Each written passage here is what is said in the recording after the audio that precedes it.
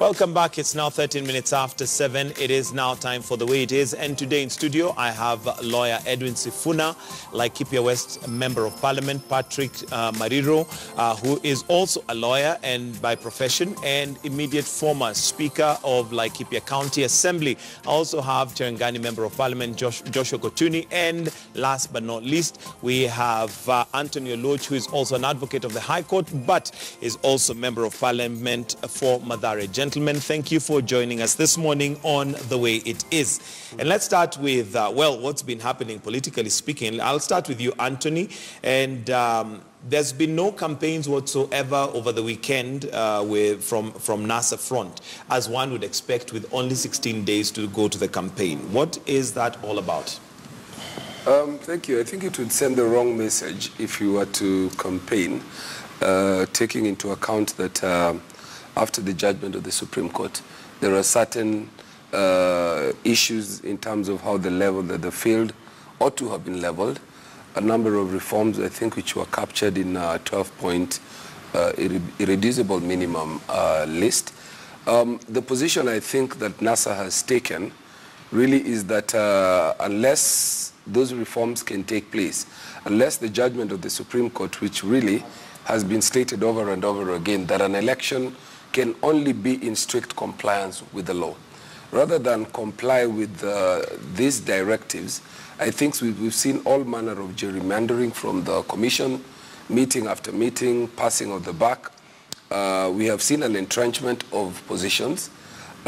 Instead of people being asked to step aside, and instead of the reform wing of the IEBC getting the upper hand, you have seen Chiloba and his team actually getting emboldened. Chiloba and his team and the group of Kasaiti are actually now more firmly in control of IEBC than they were before the August 8th elections. Despite the fact that we have the chair come out and give a new list of people who are going to foresee that, and Ezra Chiloba is not one of those. I think we need to see this for what it is. The chairman has made great attempts. Unfortunately, from where I sit, I think the chairman has been outwitted. He is sandwiched between what he thinks is the right thing to do. He wants to vindicate himself. I see a man trying to extricate himself from the very depth of the mess of the August 8th election. Unfortunately, there are 4 commissioners, and this is politics that we must live with.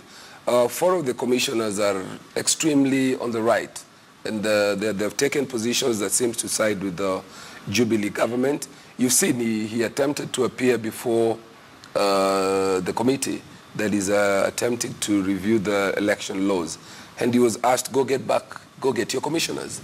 So I think he is pushed to the wall, and if I were Chebukati, I would honorably resign.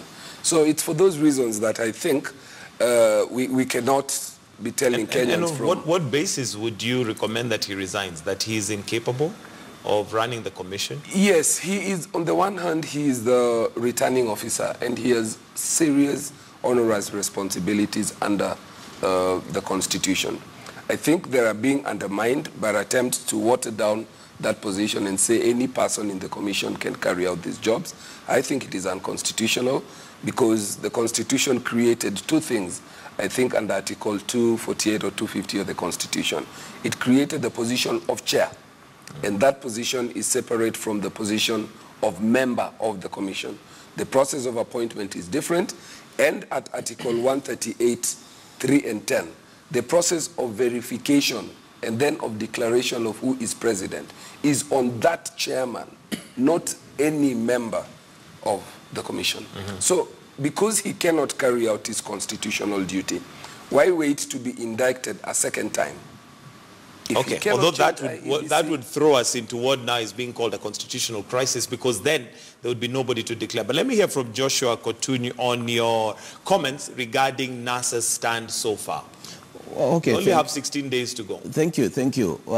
One thing that, that I want to emphasize at this time, it is even not a NASA stand or maybe perhaps Jubilee stand. I will talk through experience because I was a member of parliament in 2007. And I was the youngest member of parliament during that time. And I remember very well when things went haywire. And my constituency was one of the constituencies that was seriously affected by the post-election violence. At this time now, it is not about NASA, it is not about Jubilee. I want to challenge my friend here as a member of parliament. It has reached a point where we've got to sit down as members of parliament and we say, the state of the nation where it is now, does Raila matter, does Uhuru matter, or the nation matters? I think that it has reached a point where we must come together and discuss this issue soberly. I've been quiet for some time, but it has reached a point where we feel like the position Raila is taking, and perhaps maybe the position that Jubilee is taking, it is a situation which we need to rise up as leaders and say, is it good for us? It is not good. When Raila says that there is no elections, he means it. And when we say we are going to pass these amendments in Parliament, we mean it. But is it good for the country? It is not.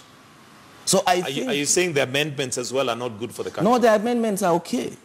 And in fact, arising from the irreducible minimum and are coming to this point of irreducible minimum, where does the buck stops? And even the amendments. It is IEBC.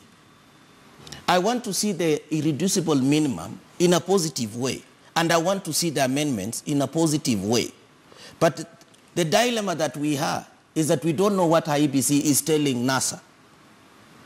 We want institutions which will continue updating people. If you if you go through the irreducible minimum, the 11 of them, most of those issues are petty small issues that are administrative that can be sorted out within a very short time.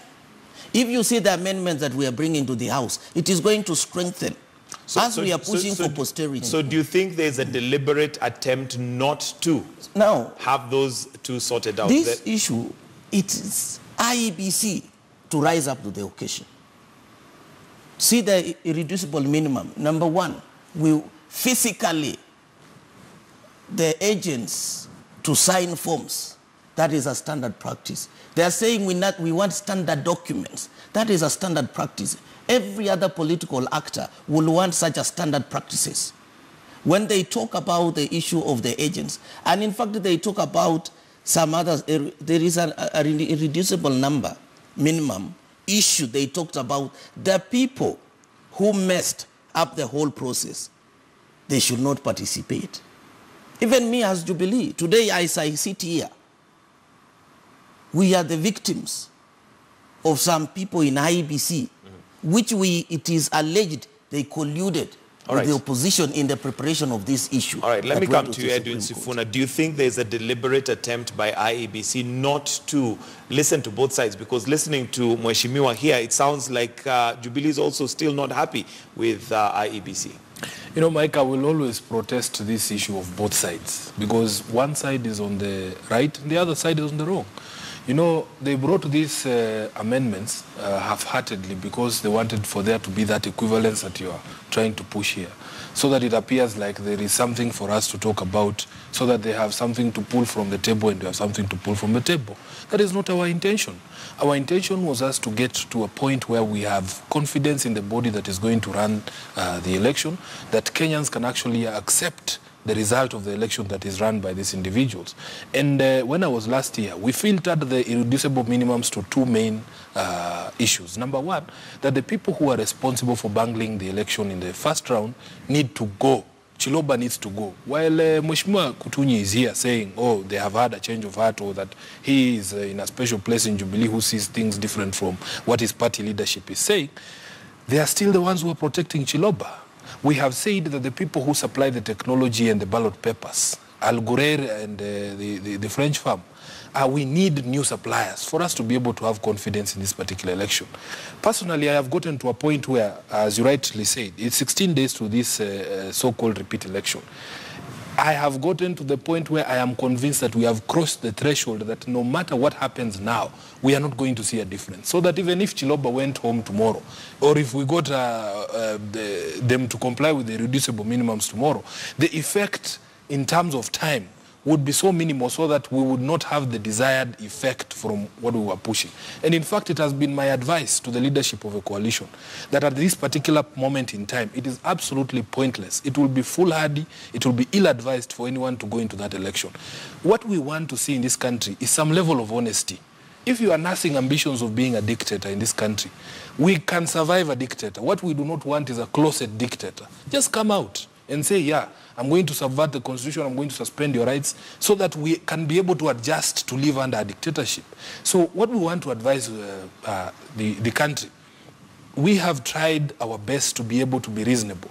We have gotten to a point, and you will not see us campaigning, Mike, because we are not going into this election, and there's not going to be an election. Why not call off right now and say that, look, we have no elections, and literally just operate as though there is none, without even demanding the irreducible minimums? Because what you're saying now is that even if those irreducible minimums were met, it's too little too late. That's my personal opinion. That's what I'm telling you. And that is the advice that I've given to the leadership of a coalition, that we have already run out of time. That it would be unreasonable for anyone to imagine that anything can be done right now, because we have one side of a political divide which is bent on subverting the will of the people, ensuring that whatever election you run, it is interfered with so that the will of the people will never be known.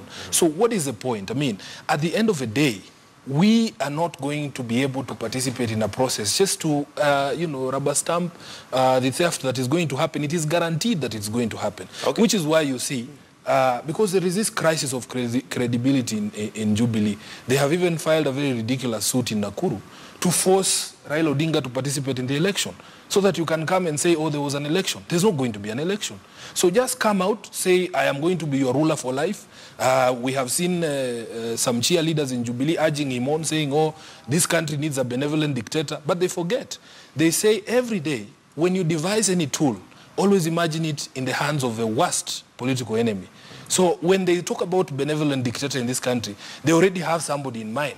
But ask them, if that benevolent dictator was Edwin Sifuna, right, would they survive in this country? All right, Mheshimiwa Mariro.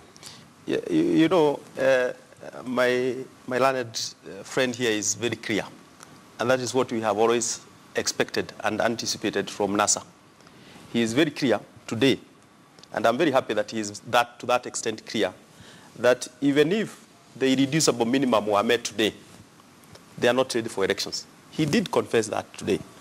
Because, and that we have always known from the Jubilee side, that the bottom line, NASA don't have the maths. They don't have the numbers to win the elections. And so what they have done is to put roadblocks, one after the other. In fact, I will remind you, these 12 irreducible minimums were not there initially. They have kept increasing day by day. The other day, a new irreducible minimum of Safaricom was introduced. I can tell you, tomorrow, there will be another irreducible minimum, because they know that, bottom line, what they don't want is elections. In fact, I had some members of parliament from NASA, I think yesterday, saying they are not going to even negotiate even a comma. And they know on 26th of October, there will be a vacancy in the office of presidency and deputy presidency. That is what is anticipated. And in fact, the head of NASA himself has talked at some point that there will be a vacancy. So the crisis that is being anticipated, the crisis that is being built up is that. All right. Ask yourself, let me ask yourself, actually, how comes NASA went to spotlighted IEBC and actually pointed out at 6 or 7 officials and said these are the officials that are responsible for the buggered election? What investigations did they do? Why did they pick the 7? In fact, they had written to DPP and asked DPP to investigate certain people. Before that investigation were done, they quickly said, actually, don't do investigation. Send them home. Last time, I want us to remember, last time, when we were sending Isaac Hassan home, we actually sent commissioners. This time, they have been wise enough. I don't know how they have spotted. They said the commissioners may not have a problem. We have a problem with the secretariat. This sort of trying and establishing where culpability rests selectively. But based on their argument, it's so that we have verifiable, credible elections. That's to the benefit of everybody. And honestly speaking, if we go by your argument, if Jubilee believe wholeheartedly that they have the numbers, why not just deal with these irreducible minimums and let's go to the polls? You know, some of the issues that have been empirically raised, if you look at the Supreme Court ruling, and I've read it, both the majority and the minority, there are certain specific issues that were raised by the Supreme Court. And that is what the Jubilee sat in terms of offering leadership and said, these gaps that have been established by the Supreme Court, we are going to bring amendments to Parliament so that those amendments, and by the way, if we had time and we explain those amendments, you wonder actually why NASA opposed those amendments. Well, they have raised and said that these amendments are coming too late. Let me remind you, because it's always good to remember. Before elections, the 8th of August, do you know NASA brought more than 20 court cases up to very close to the elections. One court after another, one court after another. No one raised that these people are destabilizing the electoral process. So these amendments are not late. Okay. They are addressing specific issues that were raised by the Supreme Court, not the issue of culpability and criminality. That wasn't raised. All right. Let me come to you, Honorable Luoch, on the way forward. Do you also agree with Sifuna, your colleague, as to whether even if the irreducible minimums were met right now, it's a little bit too late? NASA has not been campaigning. They've been concentrating more on having those amendments take place. They've been concentrating on having some of the officials from the IEBC leaving, to a point where even if that was met now, it's too late to campaign. I think the expectations of all Kenyans, and indeed I think the international community, was that after the historic judgment of the Supreme Court, this country would have been able to sit down and say, let us have one credible election for posterity. I occupy the position that at the early stages of the judgment of the Supreme Court, that window existed to a very large extent. I think it has evaporated. I personally don't see the value of the platform or the continued agitation for no reform, no elections. Because in my view, an election that takes place at this particular time would just legitimize already what I think is an institutional capture.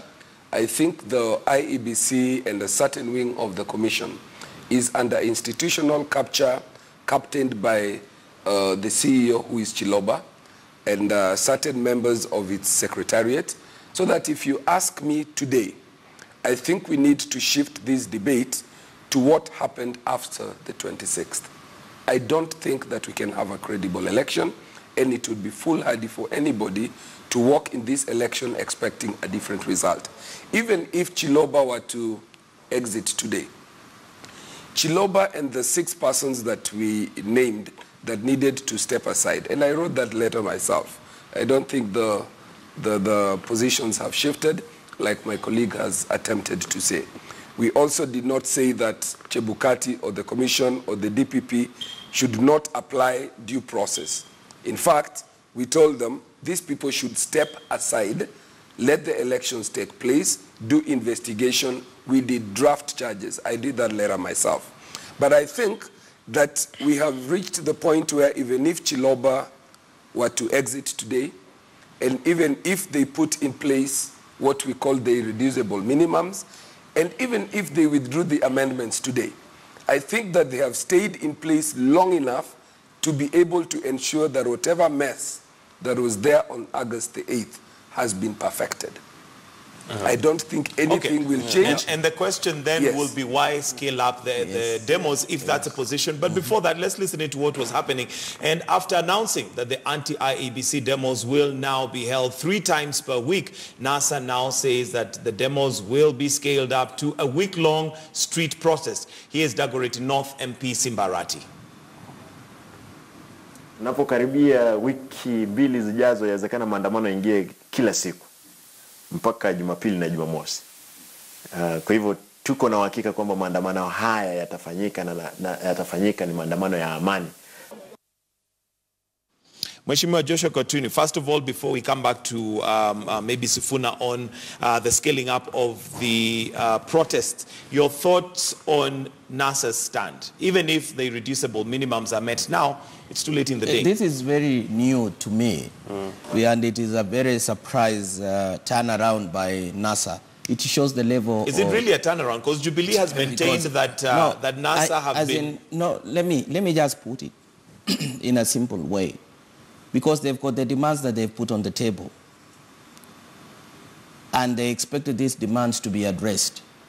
And here they are saying that if demands are not going to be addressed, then if their demands are going to be addressed, then they're not going even to participate in the elections because the time perhaps maybe is too short.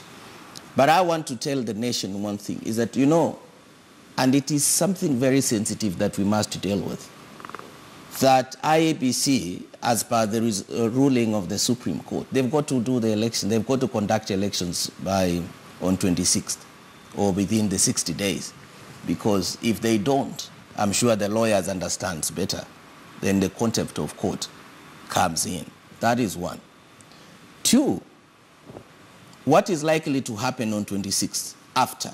I am seeing a situation where, and I know Raila very well, because I've dealt with Raila ever since. Raila might not participate in these elections. He will not participate in these elections. What Raila is trying to do, and all the energy that he is now saving, is from 26th, 27th. The country, we expect this country now to be even worse from 27th. There will be serious demonstrations that will go all along. Now from there, things will not be the same again, because you see, we might take this country to the wrong direction. They talk about secession. I've heard some people talk. Someone comes from one community, constituency which is only one community. I want to talk about the people who come from cosmopolitan constituencies. Like some of us, I was home. And the tension is already building because we've got supporters 50-50. This thing is not very good for the country. IEBC, and I want to see the issues raised by NASA when initially they raised these issues. NASA had few points which to me, they were not conditions. There were issues arising from the Supreme Court ruling, which were supposed to be addressed by IEBC. Mm-hmm. And then what Jubilee did was, instead of negotiating, then we said, why don't we go ahead and have laws that are going to address the issues raised by NASA? But there was no opportunity for the people to sit down and they say, if you've got these conditions and we've got the way we can have these conditions put into law so that it can correct the challenges that emanated from the IEBC way of running the elections, and we have the enactment of these laws for posterity. I think this is where we missed the point. Okay. And I will request, just allow me, my good friend here, and I know Sifuna for a very, very long time. He's a young man. He has a future. And you see, listening to him, I see someone who has a lot of potential and he's been very close to NASA. And most of them are lawyers. And I will admit that they've got very good lawyers. There are conditions and amendments. They should have brought to the House. Let us discuss these issues. I am concerned. The people who participated last year, the last 10 years, someone who was 10 years, who went to the camp, who stayed in an IDP camp, today she's 20 or he's 20. The people who, the wounds have not healed. And the direction that we are heading, trust me, in another maybe 3 months, God forbid, we might be in the same situation. All right. So the last thing that I want to emphasize is that what Mheshimiwa Arati is emphasizing about, sustaining the campaigns and having it every week. Him as a leader, he comes also from, a constituency which people, they rely on, small kibarua here and there for them to survive. I want Mheshimiwa to think what is happening in his own constituency. People cannot even source for food now. because the business has collapsed. Okay. Let me Yes, pause you. these Let me are come to you, issues. Edwin Sifuna. And if you sincerely believe that it is too late for elections to be held, even if the irreducible minimums were met today, Yes. Chiloba leaves office, the officials leave, why upscale the protests? Because those are towards the irreducible minimums. If we now have protests 5 days a week, all we're doing is literally dealing a blow to the Mwananchi. Well, the people who are protesting are Wananchi. I myself was there on Friday, and in fact, it is my experience on Friday that led me to the conclusions that I have put across today. Okay. That you can actually be marching peacefully on a road, and out of nowhere, the police just throw tear gas at you. I mean, we are living in a police state, Mike, and this is what I want to make it very clear to my brother, the Honorable Kutuni. If the future that he's talking about, that Sifuna has a future, is a future where I will live subjugated under a leadership that does not care what my opinions are, that I cannot voice my opinions, that I cannot freely conduct my business. I do not want that future. I do not want that future for myself. I do not want that future for any Kenyan. We would rather die today, but ensure that our kids who are coming before us, after us, live in a truly democratic society that respects their rights, that actually upholds the values of our constitution. There is absolutely no need of talking about the future. My brother here is misleading us when he says the amendments that were proposed, that have been proposed by Jubilee, came from the ruling of the Supreme Court. The ruling of the Supreme Court, or the decision of the Supreme Court, never addressed itself to the issue of the quorum of the commissioners, or the competence of the chairman of the IEBC to be able to declare results, or the person who's responsible for the swearing in terms of the Supreme Court judge. What these people are doing, everybody knows. Everybody knows what they're doing. If you set the minimum quorum for a meeting of a commission at 3, for instance, and there is 7 people on the commission, that essentially opens the door for 2 parallel meetings of the same commission with differing positions. I mean, it's absolutely ridiculous. It is motivated by this feeling by Jubilee, and that feeling has been expressed quite loudly by the president himself, that there are people in Jubilee or in the commission who will not play ball, that there are people in the Supreme Court who are not their judges, so that they are looking to see how can we ensure that they know that they suspect that Maraga might not rubber stamp an illegality. So how can we get another judge to swear us in? It is not motivated by anything about posterity or the future of this country. It is motivated by selfishness. It is motivated by ill will and spite. So, Mike, let me just ask you a question. You see, these irreducible minimums were conditions, actually. They were conditions. So one of the conditions is we need to get fresh suppliers for ballot papers, for instance, and for the technology that is going to be employed during the election. Would you accept a concession on those 2 issues on the 25th of October? Because these things have time implications. They're supposed to be time-bound. It was not an open-ended issue. So for me, the point I'm making is this. We have crossed that threshold for us to be able to derive any meaningful benefit from the reducible minimums. And I'm telling you, it is because instead of addressing those issues, and Mheshimiwa Kutunyi himself said that Jubilee were actually the victims of this malpractice by some of these officials in IEBC, you would think they would be the ones pushing for a credible election so that next time, if they win, nobody is going... Because the court said that Uhuru Kenyatta had no fault, that the fault was in IEBC. So instead of us focusing on where the court pointed the fault, they're pointing the fault, they're pointing their attentions elsewhere. So what is clear is that there is absolutely no desire, there is absolutely no impetus or machinations to be able to have a free and fair election. So it is pointless to go into that. One might argue, and I'm coming to you, Honorable Mariro, the question here being, if this is now becoming a NASA Jubilee thing, whereas we have a whole country to take care of. Yes, absolutely. We are at a point where if the 2, and maybe we are now just talking about the principles, if Raila and Uhuru sat down and had an agreement, possibly by tomorrow we have a totally different... But here's the issue, Mike. Let me just address that issue. Here's the problem. We see the Independent Electoral Boundaries Commission invite the NASA leader and invite Uhuru Kenyatta for a meeting to be able to thrash out these differences for us to have an election on the 26th. What happens? Mheshimiwa Raila Odinga shows up at the appointed time. Uhuru does not show up. And we see Jubilee sycophants online and elsewhere saying, Uhuru Kenyatta is the president. If you want to see him, you go to him. He doesn't come to you. Everything with these people is a pissing contest. When will Uhuru ever put the country Mariro, first? we are at a very dangerous point in this country. We need the politicians to basically, because this is, it looks like we're at a point where it has to be negotiated. Not everybody can get what they want right now. We only have 16 days to go.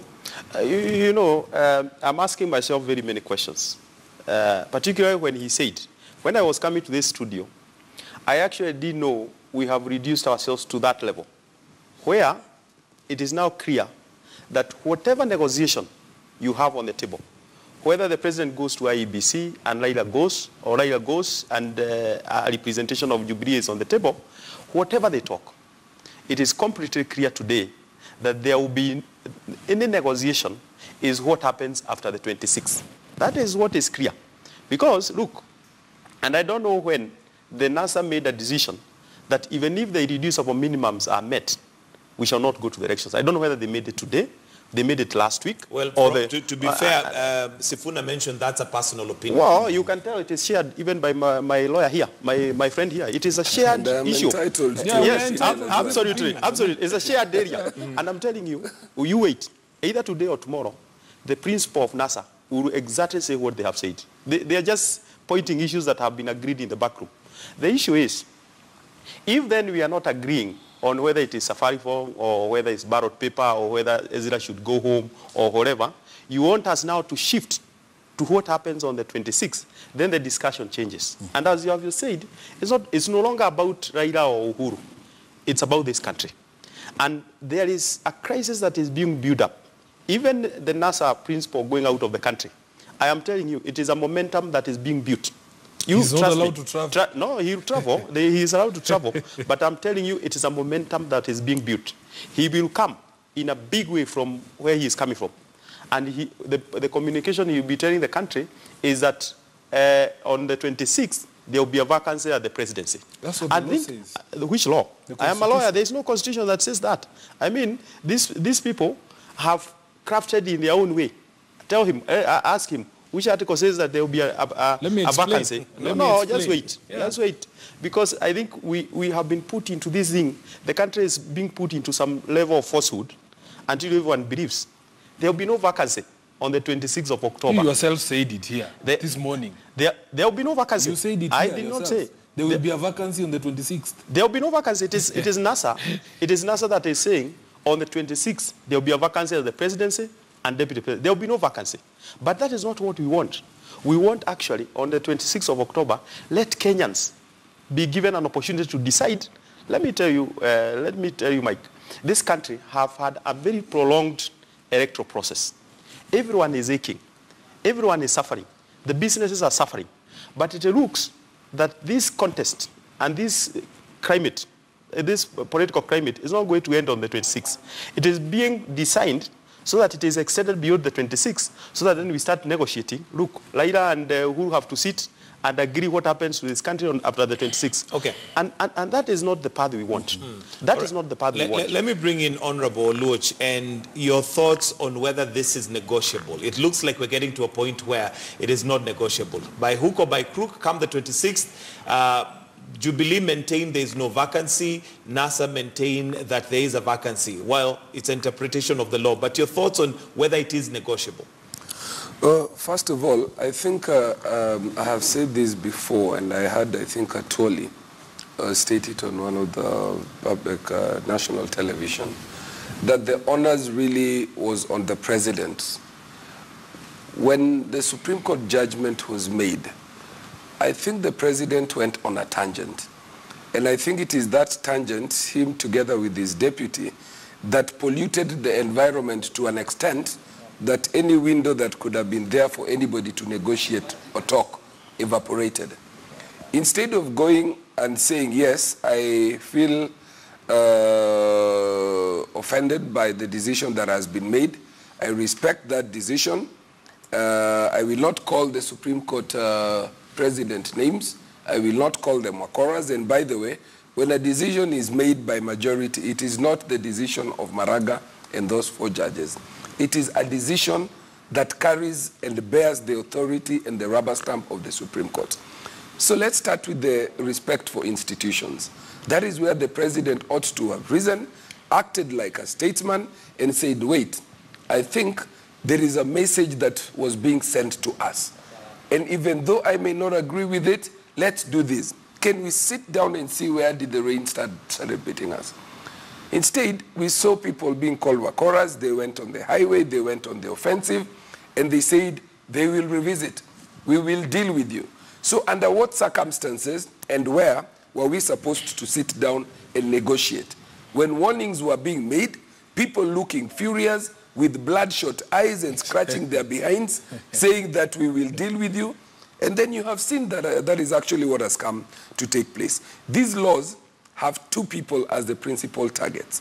One is that they want to deal with the Supreme Court, that never again should it be possible, and this has really offended them, never again should it be possible that a sitting president's election, however crooked, should be overturned.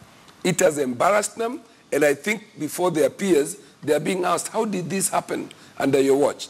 I saw in some commentaries people saying, how did it escape us, this issue of the Supreme Court, that they were actually not in our control. Mm-hmm. This thing has really pricked them. The second target of this amendment and this offense that they have gone to is Raila Odinga himself. The theory from where I sit that Jubilee is pursuing is that we must deal with this man called Raila once and for all, la tumumalize. So for them, he must be on the ballot. If he does not get on that ballot, I think it would really, even though they have put a clause there, saying that if one of the candidates pulls out, then the president is sworn in. But I think they would like him to be on the ballot. They would like him, can I finish? Can I finish? Can I finish? I think I was very quiet and I was very respectful. Very well. Yes. So I think the window has closed for negotiation. I want to agree with him, and that's the only thing I agree with him on. Where we have reached any negotiations that we can meaningfully have, and we had 60 days, it will not be about 26th. There can be no 26th. So would the narrative by Jubilee that NASA have always had or envisaged a time where there would be coalition government, is that what we're talking about now? Because now with the 26th, with no election taking place, what really do we have apart from the negotiated NASA government? has always envisaged a situation in which IEBC would have moved very quickly to embrace the Supreme Court judgment. Our platform has been, look at that judgment, seal those loopholes. The problem in that, with the judgment that was given was not that we had a deficit of laws. So we didn't have to get into this process of putting more laws. It was a question of those laws were in place, but they were never implemented. And this is not about Nusumkate. We have said we are ready for an election tomorrow, so long as it is in strict compliance with the law. But you've already said it has become very clear. Campaign. Although the other question Can I would explain be, the issue of the 26th? The other question would be, even if the irreducible minimums were met today, this is a re-election, a presidential re-election. So campaigning really might not be neither here nor there. The Sarah's NASA have already been put out there. The manifesto is already out there. Why would you still boycott the election? Now, let me just address one issue, Mike, because you see, my brother here is a lawyer, Anthony Lodge is a lawyer. There is a rule of legal interpretation where laws must be interpreted in a manner that avoids an absurdity. They are aware of that law, or that maxim of legal interpretation.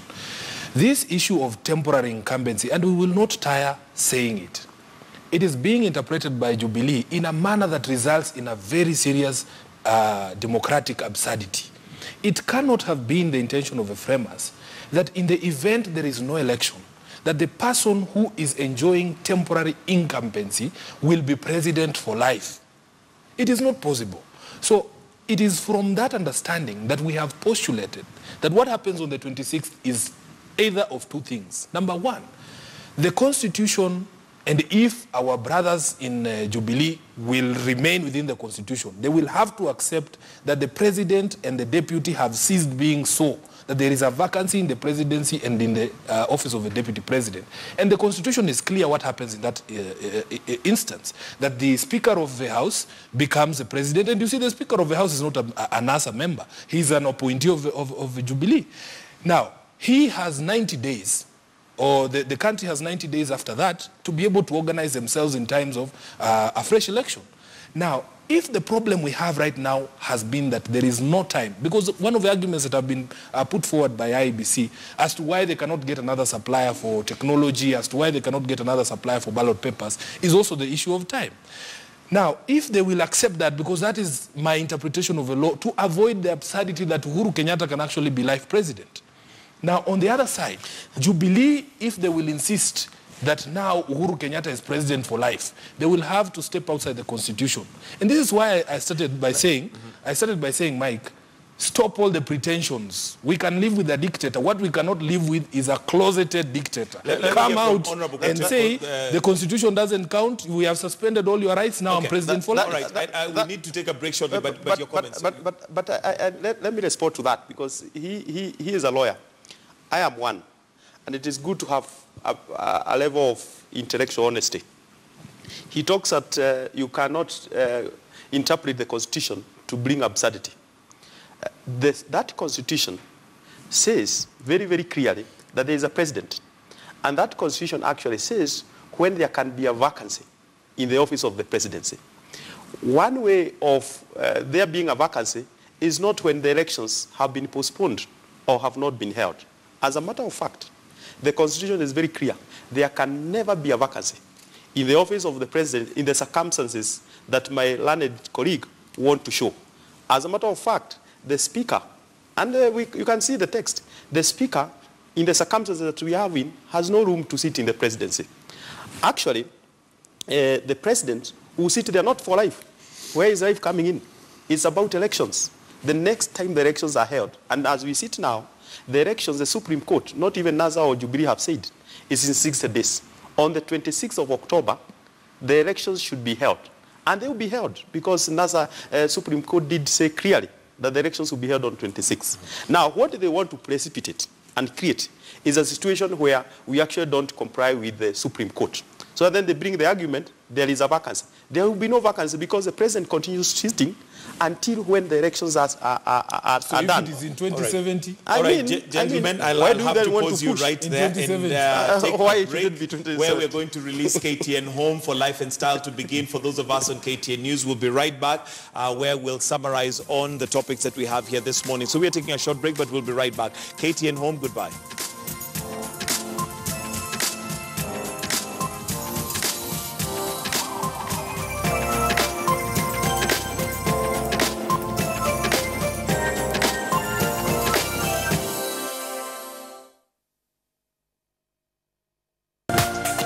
This is KTN News.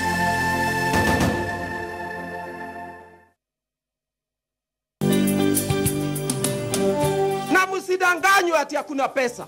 Pesa ziko. Makosa ya nchi yetu ni kwamba pesa zikipatikana, Wamwere anaweka bilioni yake kwa mfuko, Kifudha anaweka bilioni yake kwa mfuko, tunatajirika. Hata sasa tumechoka na kutembelea barabarani na magari makubwa, tunanunua helikopta.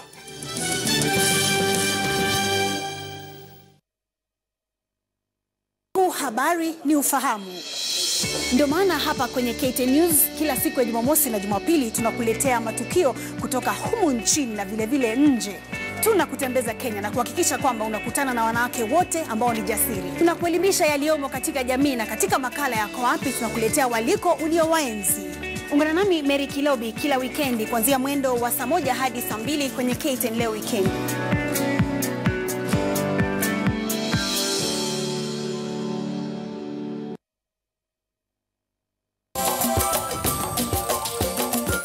Sema kweli ni mpenzi wa Mungu.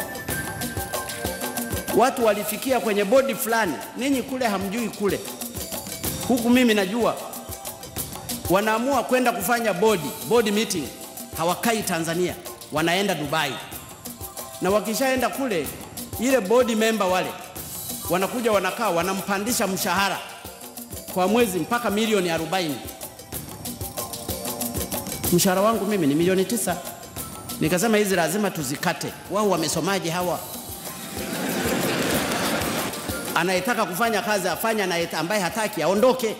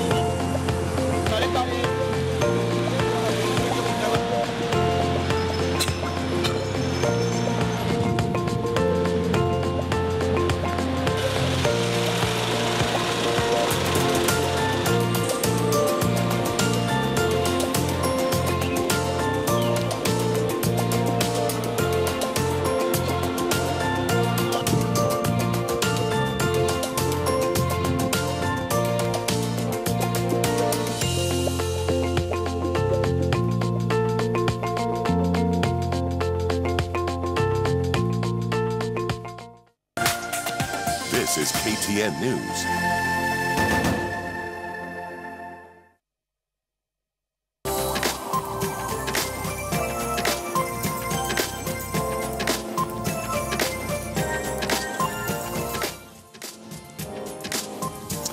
It is now 8 o'clock and this is the way it is, and well, straight to some of the comments that are coming through. But first of all, a quick reminder of who we have in the studio. We have Honorable Anthony Oluoch, who is an advocate of the High Court, but also a Member of Parliament for Mathare. We have Patrick Mariro, who is the Laikipia West Member of Parliament, Joshua Kotuni, who is a Member of Parliament for Cherangani, and last but not least, we have a lawyer, Edwin Sifuna. Let me first of all read some of the comments that are coming through as we continue with the discussion.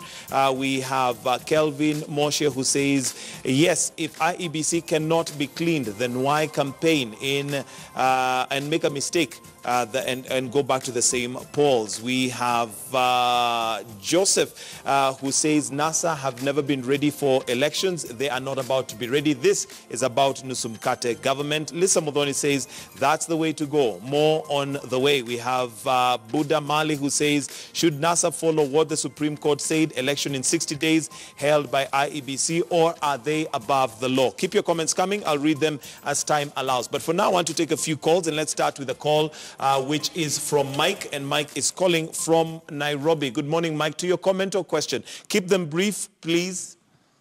Mine is a comment. Okay. What we are seeing right now, the hullabaloo, the nonsense that is going on in the political arena of this country right now, can only point into one direction. If you go through it with a proper, with a sharp analytical toothpick, this is elections for 2022. It has nothing to do with the 2017. This is 2022. It started when JAP and the URP joined together to form one party. The TNA and the URP formed the JAP wing. The TNA wound up, but the URP came in as a unit. And the guys that you see making a lot of noise in the JAP are actually TNA guys. That's one. Two, when Maraga did his thing in the High Court, in the support, we were told that we counted the votes. They forget that mathematicians tells us that numbers don't lie. But the same mathematicians tells us that numbers don't lie because numbers are a damp witness of the process. Without going, if you want to know the truth about the numbers, you interrogate the process. They refuse us to interrogate the process.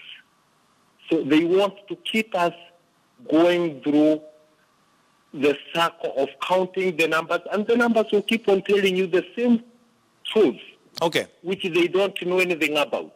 All right. Thank you, Mike. Let's move to Mwanaidi in Mombasa. Mwanaidi, to your comment or question. Good. Mwanaidi from Mombasa, to your question or comment. Na swali langu ni hili.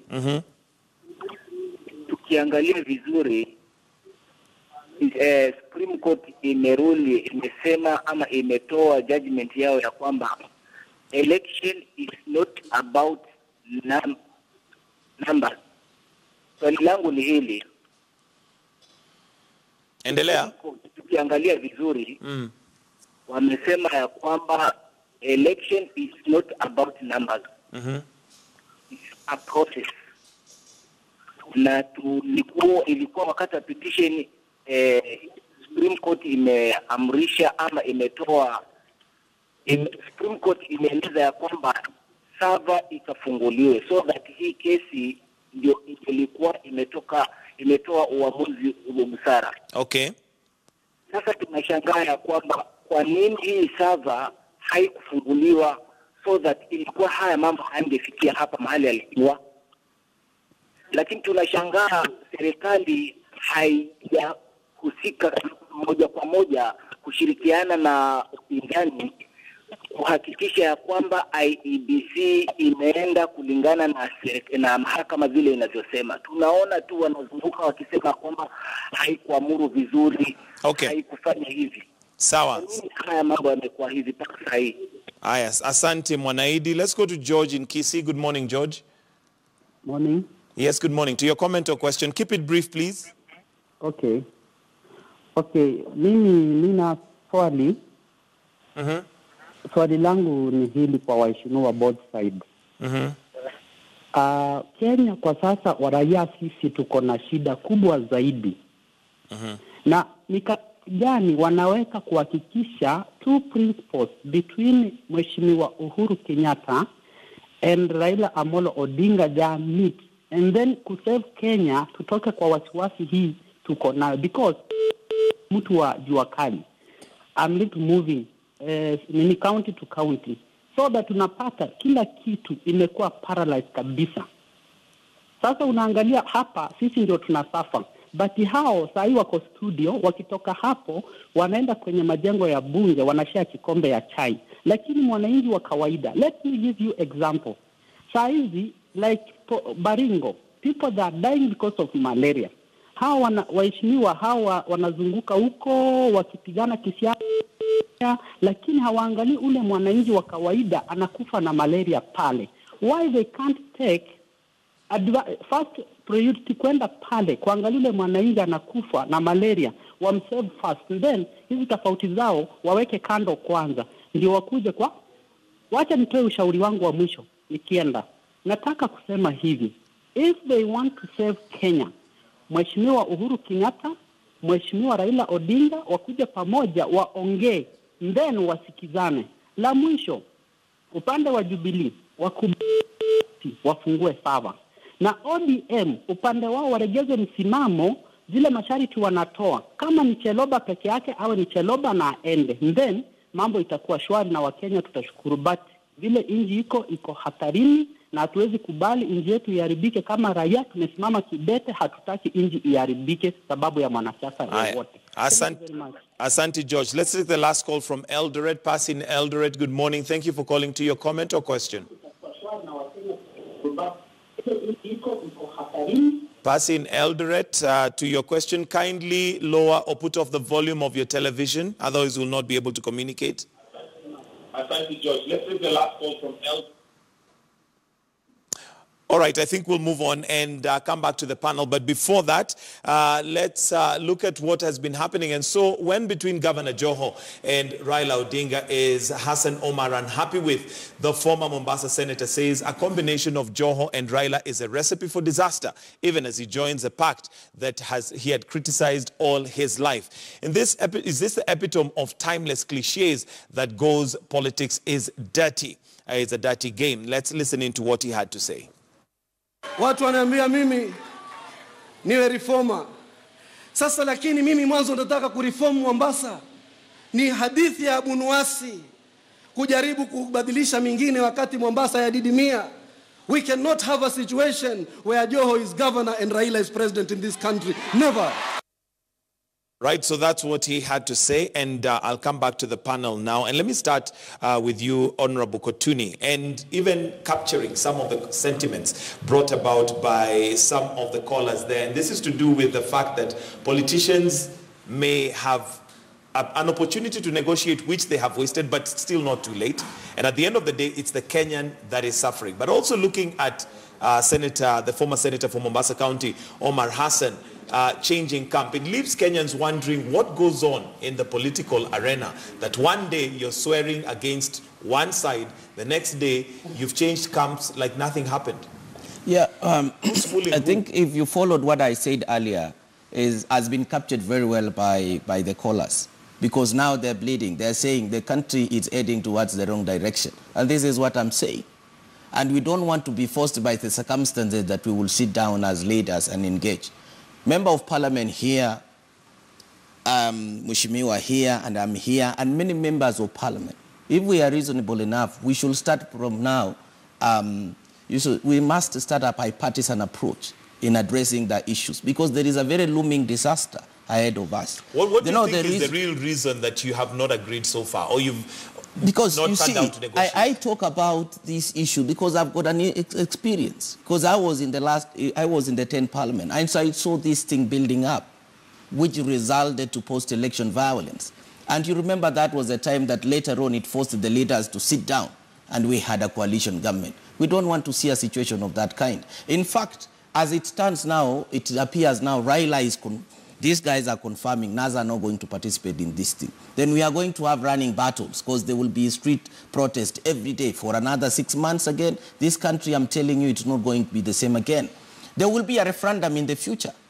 I know immediately Raila will be calling for referenda after 26th, saying that we want to change the system of government, and all these are issues which are going to put this country into an economic quagmire, and even the political situation is not going to be appealing. So there is need for independent minds to rise for this occasion and to try now discussing. There is one issue that is being raised by NASA about, irreducible minimum. For me, it is not even irreducible minimum as we are talking right now. Raila announced that he doesn't have numbers. And at the rate that Uhuru is moving, Uhuru is, of course, eating into the potential votes of Raila.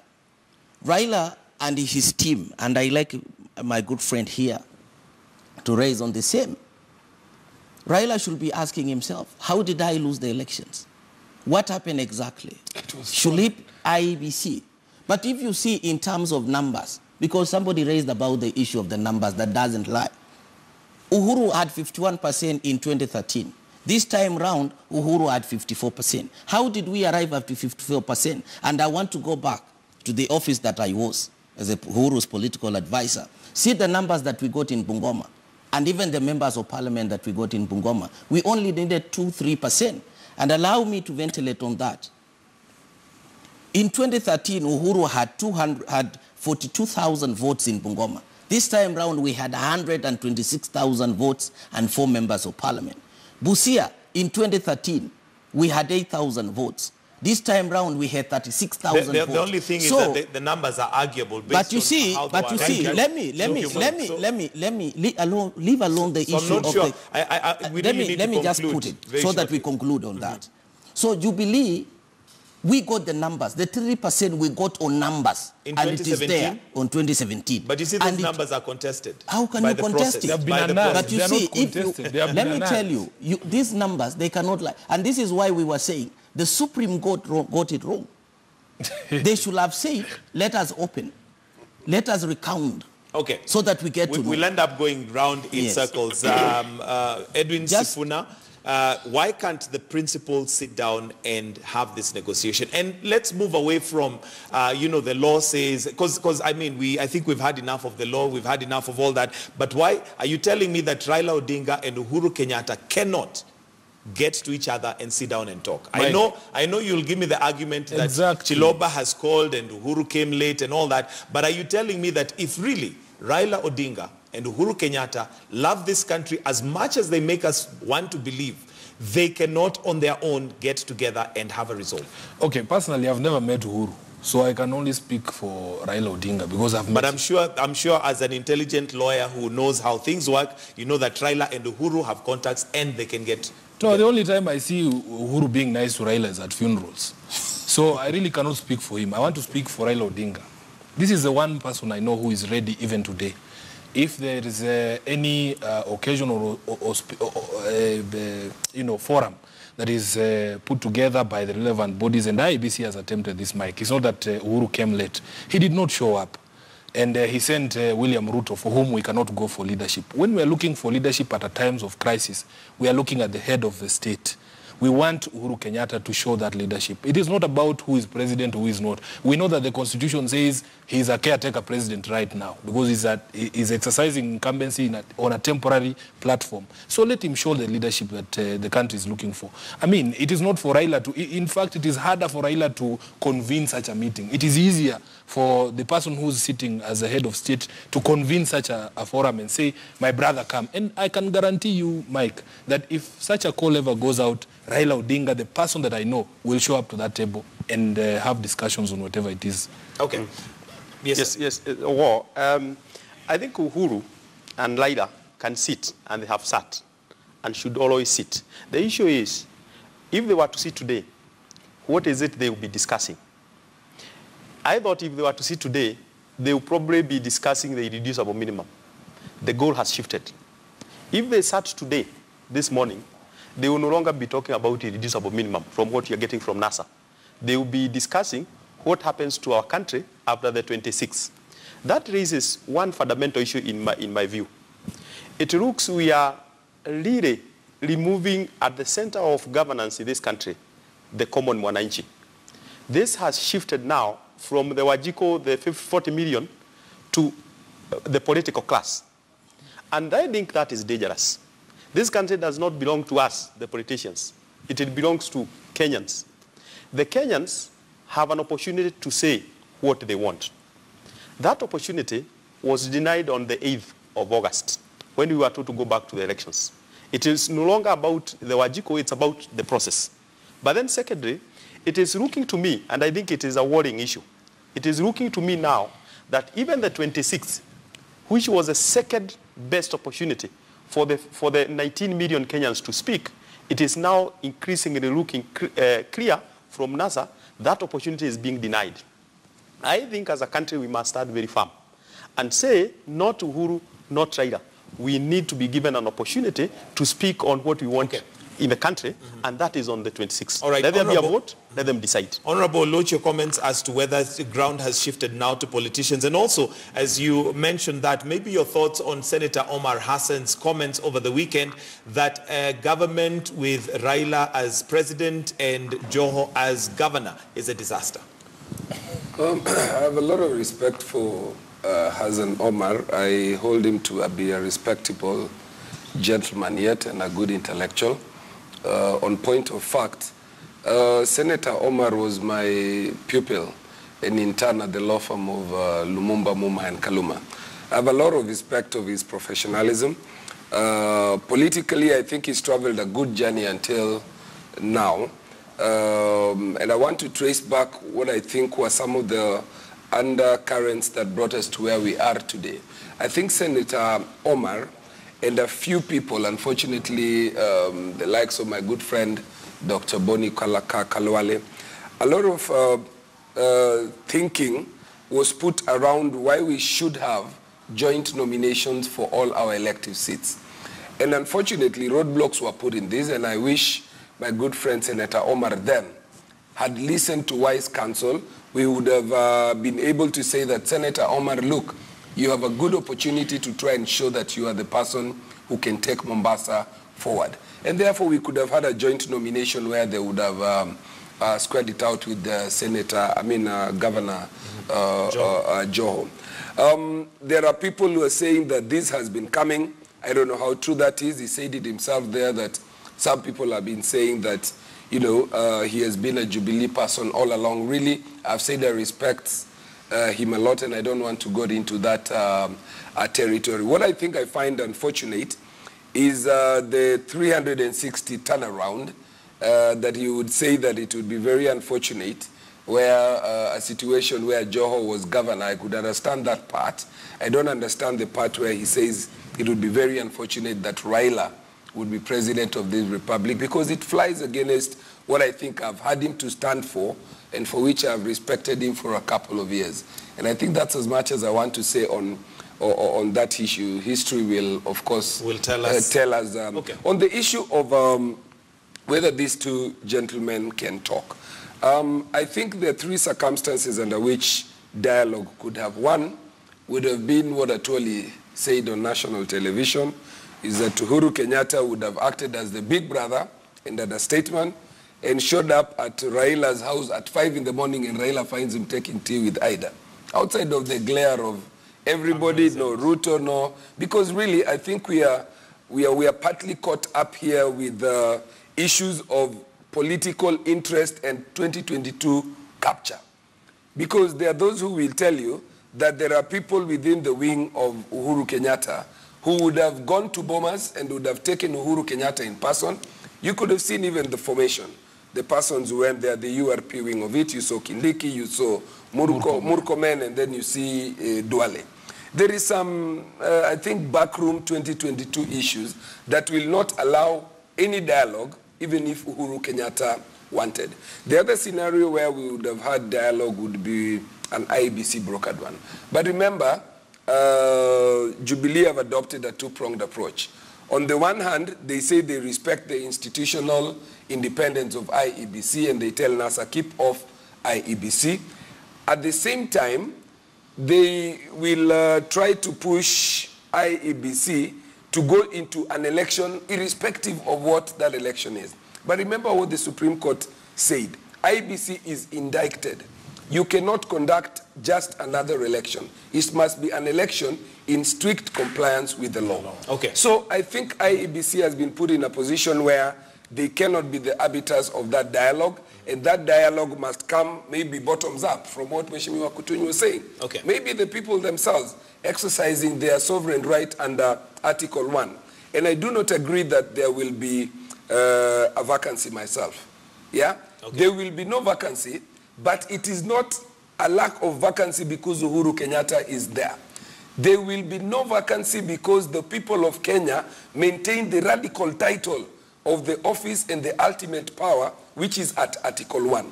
Remember what Uhuru is exercising and what we are exercising is secondary exercise of power. So not let anybody cheat you. On the 27th, Uhuru will not be president, there will be no vacancy. All right. Because the people of Kenya will occupy that seat themselves and they will chart their way forward. Okay, we need now to summarize. I'll just take your closing comments. Keep them brief as we summarize. I'll start with the Honorable Kutunyi. Okay, mine, I think I will put it very clear that at this point we must rise up as leaders and make sure that in our engagement we must be very sober and try to see what is likely to happen to this country if we are not very careful. We will go ahead with amendments as members of parliament, and I will urge also members of parliament from the other coalition to come and join us to see that this one we are doing it for posterity. What they were trying to bring forward was just conditionalities. But what we are doing as members of parliament, we are saying conditionalities, those ones. We want it for posterity so that in any other election that can be called in another 20, 10 years, then we have stringent conditions that has to be adhered with the people who are going to manage the so election. You sincerely believe they're for posterity, the amendments? Definitely, the amendments. We are not working on the amendment for the 26th elections. Okay, yes. Edwin, your closing comments, and should we expect an official announcement from NASA that even if the irreducible minimums are met, there are no elections? I don't know. I mean, what I have expressed here, as I will repeat for the 10th time, are personal opinions, the way that I see things. I proffer my advice to those who lead the coalition. Some of the advice is taken, some is not taken. We have other eminent persons who also advise because the leadership of a coalition consults widely. So I can only leave that to them. Now we are talking. For me, I have expressed my position, the way that I see things. Yes. And I would also encourage, in fact, I was extremely encouraged when Honorable Kutunyi began. And I was seeing him as a ray of light in an otherwise very dark Jubilee. But he has just confirmed my fears when he says he will push on with the amendments and that he sees them as amendments for the posterity. How I wish we would have a voice in Jubilee who would say, these amendments are ill-motivated, they are dividing the country, we don't need them for now. We can listen to what the Supreme Court said, have an IEBC that can actually conduct a free and fair election, and we move forward, because we also do not want to be caught in this repeat cycle of elections. What Maraga said, and everyone must remember, is that if you just go and conduct something and call it an election, whenever anyone brings that process to that court, it will be annulled 100 times. All right. Honorable, your closing point. Now, let me just to Mheshimiwa, my friend, just a point. As there is something that I also wanted briefly, to just we don't want to run away from the reality here. If there are sections of these amendments, which doesn't pass the threshold of the Constitution, we've made it very clear that we are going to delete them in the floor of the House, so that the amendments that we are going to pass are the amendments that will stand the test of time. Okay. We don't want someone to go to court and then have them quashed or suspended. Right. Good. Yes. This country is undergoing a difficult moment. But I think after a difficult moment, there is always good moment. And as in the political class, must also not tell ourselves that we are the only ones who own this country. The Kenyan people must get into the center of this discussion.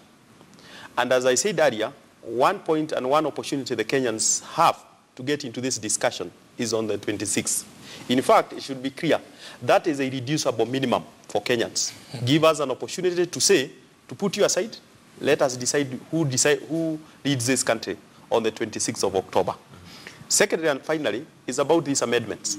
These amendments, I would like to plead and pray to the NASA team. They have been skiving Parliament. They come, technical appearance and leave. I would like to encourage my colleague here and others. Let's come and discuss these things in Parliament, within the purview of Parliament. We are ready. Let's talk in Parliament. Okay. And if there are amendments, let them come at the floor of the House, let us engage. But this country must move ahead. Businesses are suffering. Our children are suffering. This circus has to end on the 26th of October when Kenyans go to the vote. Thank you and very we must much. protect them. We'll have to wind up right there. Thank you, gentlemen. Edwin Sifuna, who is a lawyer. We also have Patrick Mariro, Laikipia West Member of Parliament. We have Anthony Oloch, who's an advocate and also Member of Parliament for Mathare. And last but not least, we have Joshua Kotuni, who is a Member of Parliament for Cherangani. Thank you for joining us this morning on The Way It Is. It's now 25 minutes after 8. We're taking a short break, but when you come back, we're going to be taking a look at sports. And Robin Toskin is ready to take up the reins and let us know what's been happening in the sports world and what to look forward to.